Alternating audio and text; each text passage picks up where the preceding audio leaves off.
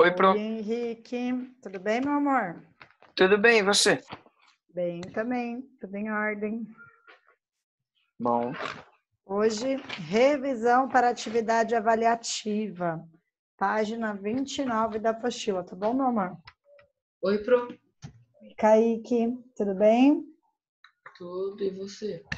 Bem também, tudo em ordem. Um tiquinho de frio aqui. Aqui tá calor.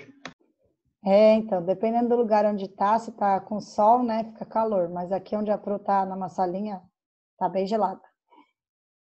Até abrir a janela para ver se entra algo mais quentinho aqui, porque tá difícil. Hoje é só prova, não é? A gente vai fazer uma revisão antes da prova e depois vocês fazem a prova, tá bom? Tá. Olá, Maria Clara, Ju, tudo bem? Tudo e você?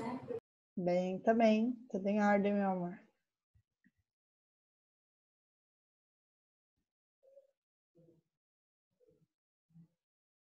Boa tarde, Pro.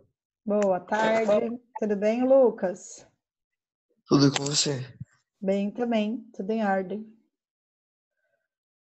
Bom, vou começar com a chamada, só falta o Gustavo. Desculpa meu sono aí, mas vou começar com a chamada e a gente já começa, tá bom? Então, hoje é dia 3 de agosto, a Amanda ainda não entrou, o Kaique está, o Guilherme está, o Gustavo não, o Henrique está? Tá. A Júlia está, a Juliana está, o Lucas está, a Maria Clara está. Então, falta a Amanda e o Gustavo, é isso? Acho que é, né? Então, vamos lá, ó. Hoje a gente vai fazer uma breve revisão para a atividade avaliativa. Então, vocês já devem estar recebendo aí a atividade avaliativa de vocês. Se quiser abrir e ir fazendo junto durante a aula, podem abrir. Mas não enviem por enquanto para verificar se não há dúvidas. Então, deixem para enviar lá no final da aula, quando a gente faz a leitura juntos, tá ok? Então, a gente vai começar lá na apostila, na página 29, tá ok? Vou abrir aqui o meu PowerPoint. Quem quiser abrir a câmera para auxiliar aí a professora, né? Para a Pro não ficar falando sozinha, pode abrir, tá bom, gente? Então, quem quiser e puder abrir a câmera, eu agradeço. Eu gosto mais da aula com vocês aí aparecendo.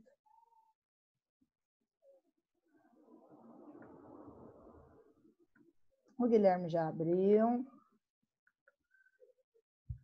Só procurando o PowerPoint aqui, já achei. Opa, Amanda chegou, Kaique abriu também.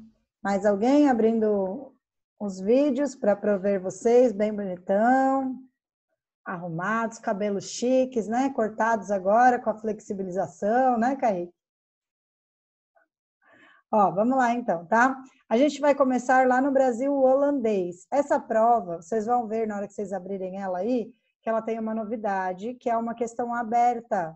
É uma questão que vocês têm que escrever, tá bom, gente? Que página, Pro? 29 da apostila. Então, essa é a novidade para essa atividade avaliativa.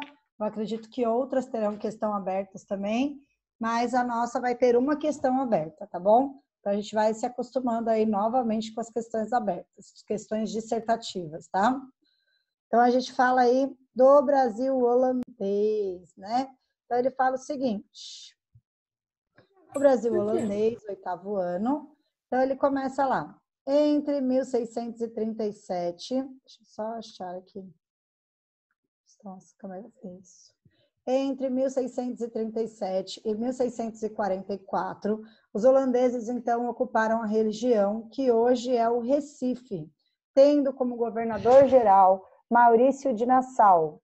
Lá se estabeleceu, então, uma comitiva composta por cientistas, médicos, cartógrafos e artistas, cujos objetivos, além de instalar, então, uma colônia holandesa, eram de pesquisar e registrar o lugar. Coube a Albert Eckel pintar, então, os tipos humanos da região. Então, o que aconteceu? Esse Brasil holandês que ele fala, né, é esta colônia aí, né, que veio para o Brasil, e a proposta do Albert Eckel era, de fato, pintar o que ele via nesta região. Então, ele era o que a gente chama aí de artista viajante, né? Ele vinha para cá, para o Brasil, com a intenção de retratar as coisas que ele estava vendo aqui no Brasil, tá? E aí a gente tem, então, 8 imagens dele na página 29, que mostram, então, uma mulher africana, um homem africano, um homem mulato e uma mulher mameluca. O que é interessante? Este artista, ele mostra, então, as características físicas dessa população que já vivia aqui, e ele mostra também vegetação, tipos de frutas, tipos de vestimentas de todos eles, que tipo de armamento tinham esses homens, como eram essas crianças, como eram essas roupas, né? Então, olhem aqui, a Mulher Mameluca é um quadro muito famoso dele, né? Que a gente tem essas roupas aí que cobrem o corpo todo, mas que são bem soltas, né? Ainda. A gente tem um pé de caju, que ele demonstra também as características aí deste pé de caju, um pé de abacate, parece abacate aqui, né? Então, é legal a gente pensar que ele retrata tanto a vegetação do local, como as pessoas que estão neste local. Aí depois a gente tem o homem tupi, a mulher tupi, o índio Tarairu e a índia Tarairu também, tá? Então, o que é legal? Também, novamente, ele demonstra tipos de vegetações diferenciadas, as cabaças que eram utilizadas para tomar água. Aqui a gente tem um pé de bananeira, né? A gente tem a utilização de adereços nesses índios, tipos de flecha, que era um tipo de armamento, e assim por diante, tá? Então, o Albert Ecoute, ele é o que a gente chama de artista viajante, ou seja, a proposta dele era retratar as coisas que eles viam nessas colônias novas, tá? Aí depois ele fala, o Albert Ecoute, ele produziu em sua vida por volta de 400 pinturas, desenhos e esboços. Entre elas estão, então, os 8 retratos que a gente vê aí na página anterior, naturezas mortas, como frutas e outros vegetais tropicais. E aí a gente fala, quer dizer que natureza morta a gente pega um monte de frutinha, mata elas e pinta elas? Não. A proposta da natureza morta era, primeiro, trabalhar a técnica da proporção, mas também mostrar os tipos de alimentos que possuíam aqui no Brasil, tá? Então, quando a gente pensa na natureza morta, a principal proposta era essa. Olha, tem uma fruta que se você abre, ela tem um gosto azedo. Olha, tem uma outra fruta que ela é cheia de sementinha preta por dentro e aí ela é vermelhinha por fora e a gente come a parte vermelhinha. Então, a proposta desses artistas viajantes era demonstrar tudo aquilo que eles viam nos novos locais onde eles iam, tá? Outro artista viajante muito famoso aí é o Frans Post, tá? Que foi o pintor oficial, então, da comitiva holandesa e responsável, então, por retratar paisagens, tá? Ele é denominado, então, um artista viajante, ou seja, aquele que registra e documenta em seus desenhos e pinturas as paisagens e os habitantes de lugares descobertos, então, em suas viagens. A característica marcante das suas pinturas é a linha do horizonte baixa, com o céu ocupando grande parte da composição, a vegetação é nativa e a mata é fechada, onde é comum encontrar animais aí do lado direito, tá? E aí, o que ele fala dessa linha do horizonte baixa, ó, é essa linha do horizonte abaixo do centro. Então, metade da obra é o céu e a outra metade é o que ele demonstra a paisagem que ele está vendo, tá? E aí ele começa, então, falando da missão artística francesa. Então, anos mais tarde aí, né, eles começaram, então, a entender que era necessário haver como se fossem escolas de arte aqui. Então, ele, desde a chegada dos jesuítas, muitas missões científicas, artísticas e filosóficas passaram pelo Brasil. Chegou ao Rio de Janeiro em 1816, então, um grupo liderado por Joaquim Le Breton, para fundar a Escola Real de Ciências, Artes e Ofícios, né? Destacaram-se, então, o arquiteto Ganjean de Montigny, os pintores Jean-Baptiste Debré, esse foi muito famoso, tá? Nicolas Antoni Tanaui, também muito famoso, irmão do Auguste-Marie Tanaui, e todos franceses, além também do suíço Charles-Simon Pradier, tá? Eles eram, então, o que eles chamam de missão artística francesa. Qual era a proposta deles, né? consta na mais conhecida versão dessa história que Dom João VI solicitou, então, a contratação de artistas renomados para fundarem um instituto de artes no Brasil e ensinarem nele, tá? Na versão mais recente, a historiadora Lilia Schwartz, este projeto teria sugerido, então, por Le Breton, secretário do Instituto de France, devido aos interesses de um movimento migratório de artistas franceses, que, por conta da queda do imperador Napoleão Bonaparte, temiam represálias, então, políticas, pois a eles prestavam serviços, tá? E aí a gente tem as imagens, então, desta época, né? Na verdade, é como se você instituísse uma escola de artes aí para que esses artistas pudessem trabalhar, tá? E aí ele continua. A Escola Real de Ciências, Artes e Ofícios foi então projetada em 1816, porém ela não entrou imediatamente em atividade, e isso aconteceu apenas 10 anos depois, com o nome de Academia Imperial das Belas Artes, que foi então considerada a primeira escola do ensino artístico aqui no Brasil, no Rio de Janeiro. É como se fosse uma faculdade aí de artes, para os artistas poderem aprender as técnicas para se trabalhar, tá? Então, Academia Imperial das Belas Artes. Foram esses, então, artistas que colocaram fim ao domínio secular do barroco no Brasil e inauguraram a arte acadêmica, uma arte calcada em rígidos princípios para cópia e representação do que os olhos veem e muito distante da dramaticidade barroca, tá? E aí a gente tem uma imagem, então, de monumento artístico, né? Um monumento histórico, aliás, e era mais reconhecido artisticamente o artista que conseguia, em vida, retratar aí algum monumento histórico para ser colocado em livros e quadros e assim por diante, tá? Tranquilos até aí? Alguma dúvida, oitavo ano B? Falem agora. Não. Dúvida nenhuma? Guilherme, está travado para mim? Dúvida? Henrique, Júlia Pietro? Não? Não. Continuar. Deixa eu ver aqui se está nesse slide ou não. Não, vamos para o próximo. Vou abrir outro slide, tá? Só um minutinho. Podem colocar aí na página 32. Página 32. Ainda continuando com a ideia do Brasil holandês, né? Ele fala o seguinte.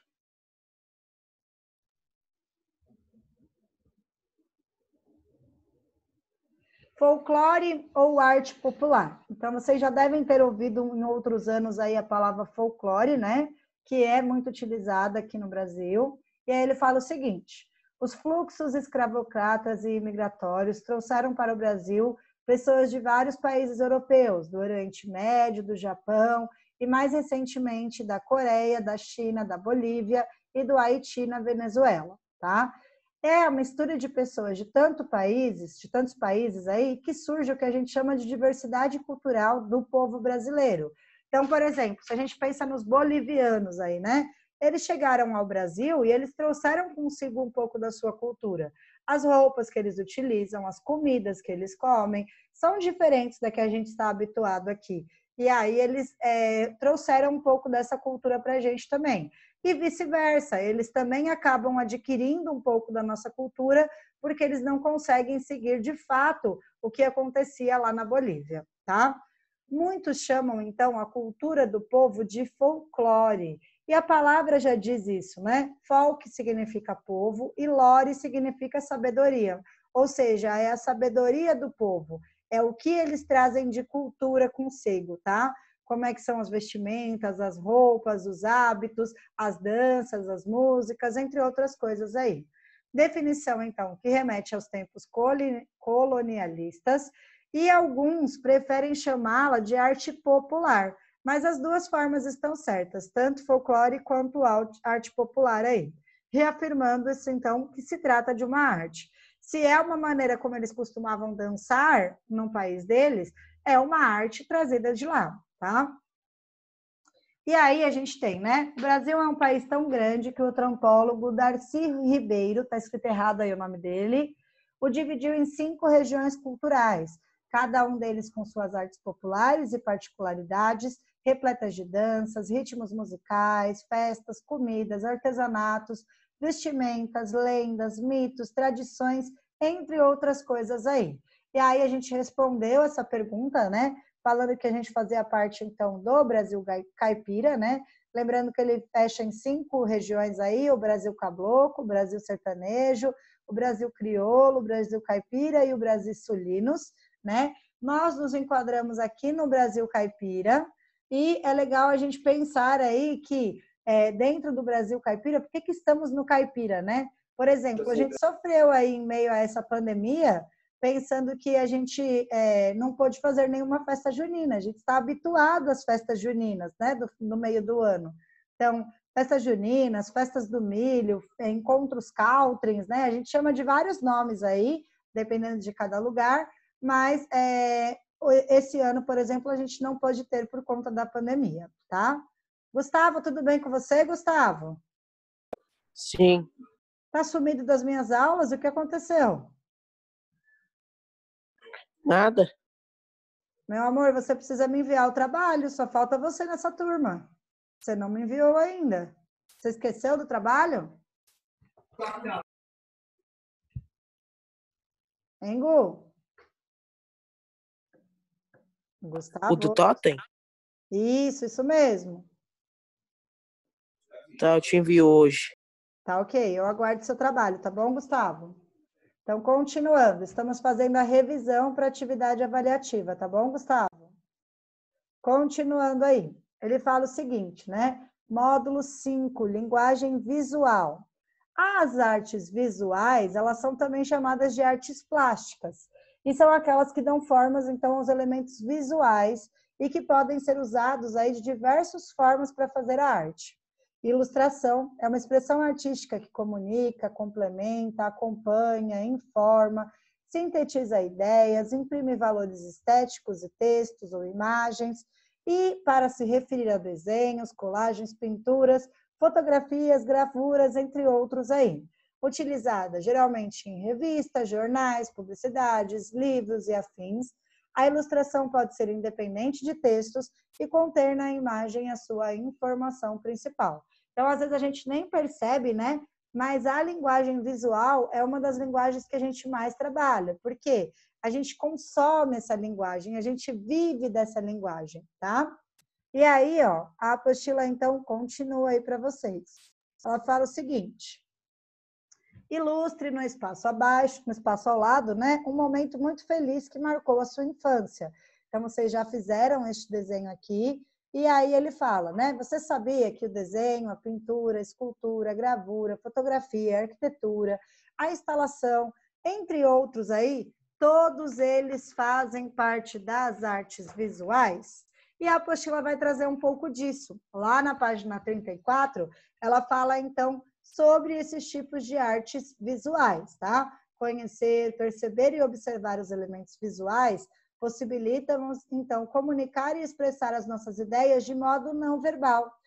Observe as imagens abaixo e todas elas são manifestações artísticas visuais. E algumas vezes a gente nem percebe que consome tanta imagem, né? Então, essa primeira imagem é um quadro, essa segunda imagem é um vaso, essa terceira imagem é uma catedral que foi construída por um arquiteto muito famoso, que é o Oscar Niemeyer. Aqui a gente tem o painel Play, que na verdade é o prédio do Fiesp, usado como um painel aí para poder passar obras de arte. A gente tem a Menina Afegã, que é uma fotografia feita pelo Steve McCurry. A gente tem o Pensador, que é uma escultura feita pelo Auguste Rodin. A gente tem um Fusca da Volkswagen, de 1938. A calçada de Copacabana, feita por Buller Marx. A gente tem uma Harley Davidson, uma cadeira Wassily, feita pelo Marcel Bruel. A gente tem pinturas do Rembrandt, do Michelangelo e também o caderno aí da nossa apostila, que também possui uma arte visual aí na frente, na capa do nosso caderno, tá ok? Então, muitas vezes a gente consome essas imagens, mas a gente nem percebe que a gente consome tanta imagem, né? Por exemplo, eu falei aqui, eu não sei se eu falei ou não, né? Dos quadrinhos do banheiro. Algumas vezes está escrito lá banheiro feminino e banheiro masculino. Outras vezes só tem o desenho do banheiro feminino e do banheiro masculino. Então, na verdade, ali a gente está consumindo imagem. Quando eu olho o desenho para ir a um banheiro, eu entendo que eu estou trabalhando com a linguagem visual. Ok? Tranquilos até aí, oitavo ano? Falem comigo. Maria Clara, Amanda, Henrique. Ô, Pro, Tranquilo. Diga, Gustavo. é aquele lá que é pra fazer o totem na garrafa, né? Isso, esse mesmo, Gustavo. Esse mesmo. Será que aconteceu alguma coisa com o Kaique? Ele caiu da aula. Vocês têm o contato dele aí? Pro, Diga. tem uma pergunta na atividade relativa que Não entendi. é quadrado. Tem que marcar duas alternativas ou só uma? Só uma? Todas são uma só, tá bom? Mas espera para mandar, que eu vou chegar lá e a gente tira a dúvida, tá bom, Gui? Bom, depois, continuando. Deixa eu ver se ainda tá tudo no mesmo PowerPoint ou não. Não, vamos para o próximo. Quem tiver o contato do Kaique aí, puder perguntar o que aconteceu, que ele caiu da aula.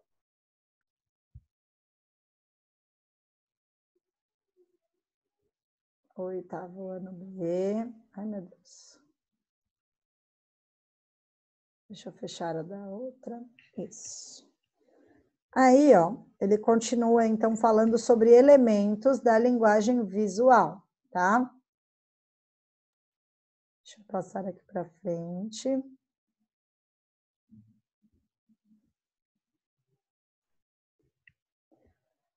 Dentro da linguagem visual, então, ele fala que a gente tem 3 elementos aí, que é o ponto, a linha e a superfície plana. Então, são linguagens que apresentam elementos, nem todos são explicáveis, porém, muitos são demonstráveis, tá? E assim é o que ele chama, então, de axioma, que é, na verdade, aquilo que se demonstra como verdadeiro, que é definido pela própria evidência. Isso se dá como ponto, a linha e a superfície plana, que são elementos geométricos estudados pelos matemáticos e escritor Euclides de Alexandria. E, segundo ele, né, ele faz uma definição aí para cada um desses elementos. Então, ponto é aquilo que de nada é parte. A linha é um comprimento sem largura. A superfície é aquilo que tem somente comprimento e largura. E a superfície plana é o que está posta por igual com retas sobre si mesmo, tá? E aí eu pedi para vocês aí do ladinho, né, criarem um desenho, então, nessa superfície plana, unindo os pontos, usando apenas linhas, tá? Então, a gente estava trabalhando com alguns dos elementos aí da linguagem visual. Depois, página 36, eu vou abrir a próxima aula aqui, tá bom? Página 36. Todos comigo? Sim ou não? Sim. Oitavo ano. Então, tá bom. Então, página 36. Estou abrindo. Na página 36, ele fala o seguinte, ó. Linguagem visual, né? De novo, ele vai citar aí a mesma coisa. Ele cita uma artista. O nome dela é Yayoi Kusama, tá? É uma artista, então, com infinitos pontos. Então, ele fala que ela foi nascida em 1929, na cidade de Matsumoto. Kusama, ela foi, então, criada por uma família tradicional japonesa de classe média, e a sua história de vida e arte se misturam. Ela aprendeu um milenar tipo de pintura chamado Ninhonga, no qual a tinta é suavemente colocada, então, sobre uma seda ou sobre o papel. E, além disso, a artista atentou-se para a arte moderna, que ela fazia em Paris, desde o início do século XX. Em 1957, ela se muda, então, para Nova York, onde ela se encanta com a pop art e do qual a cultura de massa e os objetos de consumo são repetidos em exaustão aí nas prateleiras da loja. São as referências e fontes, então, para a sua inspiração, e é nessa exaustão que ela trabalha, tá? Então, a gente pode considerar ela uma artista obsessiva, né? Ela aparece aí com problemas mesmo mentais, né? E ela tem, então, que dormir todas as noites em uma clínica psiquiátrica e ela realiza experiências usando novas técnicas, materiais e suportes sobre o qual elas repete, né? pontos e círculos infinitamente. Talvez seja a saga dela aí, e ela fica o tempo inteiro repetindo esses pontos. Segundo ela faz isso porque é na arte, com pontos, que ela expressa a sua vida de transtornos mentais e alucinações. Então, como eu falei, ela demonstra aí pelo rosto dela esses transtornos mentais e alucinações, e ela mostra nas suas obras com infinitos pontos este problema que causa na mente dela, tá? Depois, na página 37, a gente tem a ideia de linhas, né? E aí ele fala o seguinte: na linguagem visual, a linha também apresenta várias propriedades, tais como expressividade, dinamismo e energia. Ela pode sugerir diferentes percepções, sensações e impressões. Ela pode também surpreender com suas larguras, quebras, combinações, direções, posições, tracejo, dimensões, entre outras aí. E as artes visuais permitem explorar, então, diferentes naturezas da linha. Por exemplo, a linha física, a linha gráfica, a linha imaginária, ou qualquer outra possibilidade de linha que a nossa criatividade permitir. E aí, né, ele fala dos 5 tipos de linha e quais deles estão presentes nessa obra. Nós colocamos todas na aula que a gente falou sobre linhas, né? E aí a gente tem a linha reta, a linha curva, a linha quebrada, a linha ondulada e linha mista, tá? E depois a apostila menciona uma obra aí chamada Pavão Misterioso, né? Que na verdade é uma obra de uma literatura de cordel que conta a história de 2 irmãos. Um dos irmãos faz uma viagem e nessa viagem ele descobre que tem uma moça meio que aprisionada, né, dentro de um quarto e que ela sai uma vez por ano. Ele consegue tirar uma foto dessa moça e ele entrega para o irmão dele. O irmão dele, ao ver essa moça aí no retrato, se apaixona e aí se dirige para onde essa moça está e ele tenta de qualquer forma resgatar esta moça, tá? Para isso ele cria então o que ele chama de um aeroplano, né? Ele conversa com alguém lá que constrói este motor aí, né, que desenha essa ideia do aeroplano, e ele tenta de alguma maneira fugir com a moça. Então ele vai até o lugar onde essa moça está e ele rapta essa moça. E aí a história se chama Pavão Misterioso porque é um pavão que voa no céu, tá? E aí ele consegue, então, fazer a fuga com essa moça, tá? E, por fim, na nossa atividade avaliativa, temos a página das formas também. Então, ele fala que a gente pode classificar as formas em 2 grandes grupos, que são as geométricas e as orgânicas. As geométricas têm a ver com formas geométricas, triângulo, quadrilátero, circunferência, entre outras. E as orgânicas são todas aquelas que não são geométricas. E aí, para mencionar isso, ele usa uma obra do Kate Haring para mencionar, então, a ideia das formas humanas, né? E as pessoas tentam imitar essas formas aí na parede. Tá ok? Tranquilos até aí? Dúvidas, 8º ano B? Sim ou não? Falem comigo. Não, pro. Sim. Não? Sim? Não. Não? Ó, vamos lá, então. Agora eu vou compartilhar com vocês a atividade avaliativa. Vou ler, verifiquem se vocês têm dúvida em alguma questão, para que a gente possa sanar juntos essa dúvida aí, tá? 8º ano B. 8º ano B. Cadê vocês aqui? Ela está carregando, eu vou abrir a do 8º ano A, tá bom? Só um minutinho. Avaliações, 8º ano A.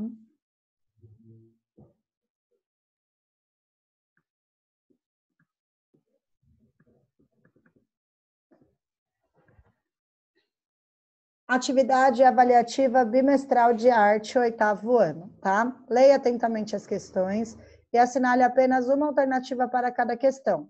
E responder as questões dissertativas, ou seja, vocês precisam escrever aí para a Pro dessa vez, tá? O romance do Pavão Misterioso é uma famosa... O que ele é? É uma literatura de cordel? É uma história em quadrinhos? É uma literatura clássica? É uma publicação de jornal ou não é nenhuma das anteriores? Lembrando que vocês podem consultar caso tenham dúvidas. O que é um artista viajante? Explique com as suas palavras. O que faz esse artista viajante aí? A obra abaixo é de uma artista obsessiva por pontos, que realiza experiências usando diversas técnicas, materiais e suportes. Qual é o nome desta artista? Yoko Ono, Ana Azuna, Haruta Hasai, Souta Kanata ou Yaoi Kusama. O Brasil é um país tão grande que o antropólogo Tarci Ribeiro o dividiu em 5 regiões culturais, cada uma com suas artes populares. Nós estamos no Brasil caipira? Esta afirmação é verdadeira ou é falsa? Podemos classificar as formas em 2 grandes grupos, visível e invisível, subtração e adição, estável e ambígua, geométricas e orgânicas, ou axioma e ilustração. A obra abaixo é de um artista chamado Marcel Breuer. Qual o nome da obra? É a cadeira escura? É a cadeira Wassily? Cadeira Michelangelo? Cadeira Rodin ou cadeira Rembrandt? Como se chama a cultura de um povo? É uma cultura maluca? Uma cultura feia? Cultura folclore? Singular ou fonema? E a última, a Academia Imperial de Artes Agradáveis foi a primeira escola de ensino artístico do Brasil? Isso é verdadeiro ou isto é falso? O nome desta academia é verdadeiro ou é falso? Depois de responder todas, confiram se as questões estão ok, de acordo com o que vocês colocaram, e aí vocês vão clicar aqui no botãozinho azul em enviar para a Pro. Dúvidas, 8º ano B? Não. Acabei de mandar. Ok, então quem já mandou, logo eu vou olhar aí as provas de vocês. Para quem não tem mais dúvidas, beijo no coração e até semana que vem. Beijo, beijo. Tchau, Pro. Tchau, Pro. Tchau, tchau. Tchau, tchau. Tchau, Pro. Beijo, beijo.